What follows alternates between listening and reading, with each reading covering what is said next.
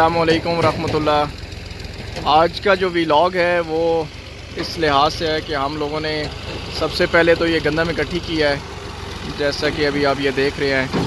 मुख्तलिफ़ खेतों से उठा के लाए हैं और अभी कुछ ही देर में मशीन लगाने लगे हैं।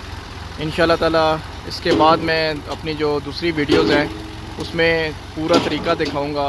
ये पहले गंदम कैसे काटी जाती है, काटने के बाद फिर लोग कैसे मुख्तलिफ़ जगहों पे इकट्ठी करते हैं और फिर कैसे मशीन लगाई जाती है, और उसके अलावा दाने और जो भूसा होता है वो कैसे अलग अलग होता है, और फिर आखिर में जो दाने हैं और गंदम है वो एंड यूज़र तक किन मराहिल से गुज़र के पहुंचती है। तो अभी हर साइड पे आप यहाँ पे देख रहे हैं कुछ लोगों की फसल अभी कटने के लिए खड़ी है और कुछ लोग इससे जान छुड़ा चुके हैं, मतलब कि गंदम काट चुके हैं।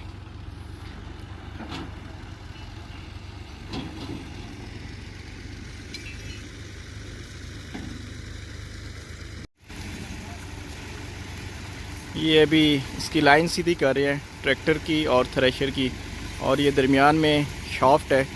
जो कि एक साइड से थ्रेशर को लगती है और दूसरी साइड से ट्रैक्टर के साथ, और फिर इसको जब चलाते हैं तो ये मशीन यहाँ से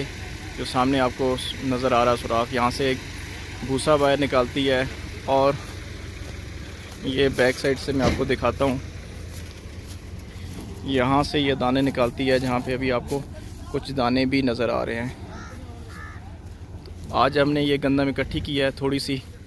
क्योंकि दूसरी जो गंदम है वो मुख्तलिफ़ जगहों पे है और मौसम भी ऊपर आप देखें बादल वगैरह हैं, आज मौसम साफ़ नहीं है, तो हमने कहा जितनी हो सकती है इसको इकट्ठा कर लिया जाए।